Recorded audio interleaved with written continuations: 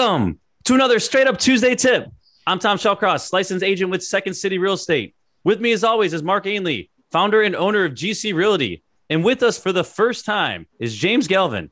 James is with Chicago Lawn and Garden. And we have an interesting one today. And I actually ran into this myself. We had a building with a very small lawn area that we converted just because we didn't want to pay for the grass cutting service. So a lot of us are in similar situations where you have, we're in Chicago, you have smaller lots. So James, if one of our investors has a small area of grass, they're sick of paying, the $80 a month or whatever it is to have to keep maintaining it. Sure. What are some of the options they have to eliminate that grass cutting expense? Okay, well, you really have two different options if you want to eliminate the expense. You can either go the natural route, which is the one that I'm usually advocating for, where you convert that grass area into a garden, into a simple and easy to use wood chip garden. And then you can grow food out of it. You can have your tenants tend to it if they're interested. Or of course you can, pave over it, make it concrete and put in artificial grass. That's also an option for you. So different consumers and different homeowners are going through different approaches, but there's advantages and disadvantages to both. Got it. So let's play along with the garden space. Mm-hmm. What's that maintenance cost look like? Because it's still got to be some sort of maintenance, correct? Well, I mean, only in the sense that you're putting in new wood chips. So if you're, I know your audience probably aren't like gardeners per se, but what the cool thing about wood chip gardening is that when you put down a layer of wood chips over some dirt, what they do is they protect it from weeds ever popping up. They also help retain moisture in it. So after it rains, they distribute the moisture. So there's really not a lot of maintenance. Say if you just wanted to put some seeds down into the ground, that you can the plants just grow. You don't have to worry about it. You just only early in the season do you put some plants down. I'm personally seeing a lot of interest in homeowners wanting natural grass, or not natural grass, native grasses and native plants, and they just put those down. Whatever you want to do is up to you, but the maintenance cost and the time and money is negligible. Maybe wood chips, a new supply of wood chips every few years as they break down, but other than that, it's really, really easy. If somebody's looking to either pave over or put concrete down, which we see often, versus this, like, what do you tell them? What's kind of the benefit of going this route versus putting a few $1,000s in pavement? Sure. Well, I mean, obviously there are advantages in pavement, to be fair. I mean, that you can put down a grill, you can put down other things. The problem is if, say, you ever change your mind, good luck with that. So it's a matter of how permanent do you want this improvement to be, as well as you have all these other advantages of having a garden. So the big thing for me is that you get to have your tenants involved, or yourself involved in the property. So if, say, you offer this garden space to a tenant, maybe say, if you shovel the snow in the winter, you could use the space to grow food for yourself. And there's a lot of tenants that out there that they wish they owned land. I mean, they're renting because they can't afford a home. And if you can make it more home-like, that's a huge advantage. So if you concrete it up or astroturf it up, there's only so much utility you can offer your homeowner. Got it. What about pets? Is there any problems with, dogs being there, tracking into the home, and any sort of complaints that you've seen from your past clients? No. Well, I mean, that's another benefit. I mean, is that pretty much pets can use the garden, especially if you're planting non-food crops, if you're just planting flowers. There's not a lot of, how do you say, you don't have to be worried about waste or tracking in dirt because wood chips are, dry for the most part. So, say the pet goes out there, they do whatever pets do. How dogs, they just stir things up and they usually want to bury their own waste. You don't really have to worry about it anymore. Versus say if you had concrete, which obviously they couldn't use, or astroturf. Like you don't want that necessarily to disdain that AstroTurf. So usually, but for the most part, the dog owner clients that I've had, the dogs prefer, something natural that they can dig into. And that's what a garden offers.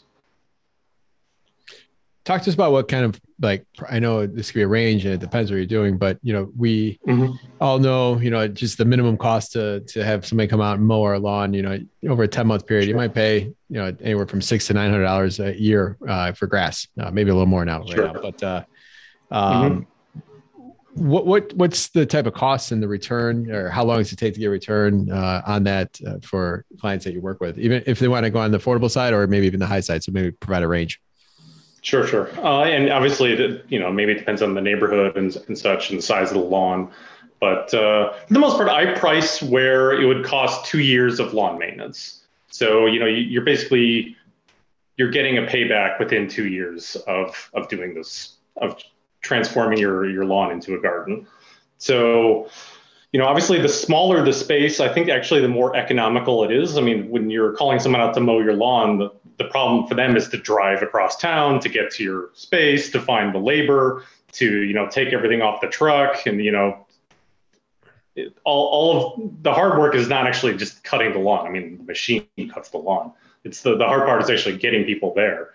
So if you can eliminate that, I mean, no matter the size, you're going to probably pay, especially in the past couple of years. I mean, it's probably the cost of lawn mowing is probably double than it was a couple of years ago.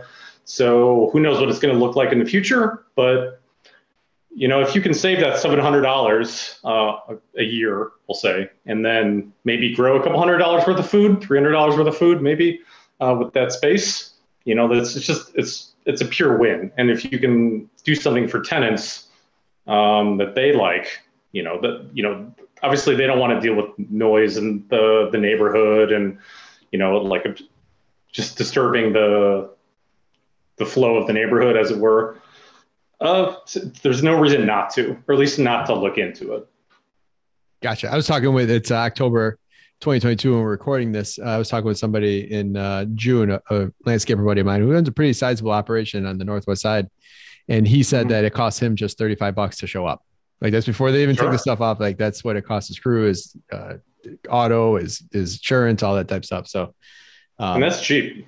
Yeah, just to show up. So, but then obviously he's got to make some profit there somewhere. But the other thing I'm thinking about here too is, if you are putting asphalt or concrete, then there's some upkeep on that, or asphalt you might have to repave or seal. You might have to shovel it more, so you might pay some more costs on the other side if you're going to keep that operational type floor, where you now have to take care of that, spend more on in the winter too.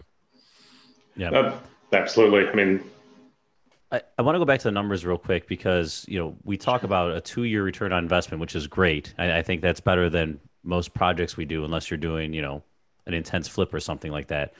But the other thing to look at is, you took that $900 off the balance sheet, right? If you're looking at your NOI, the $900 expense is no longer there. So like at a 6 cap, that's $15,000, right? 900 divided by 0.06.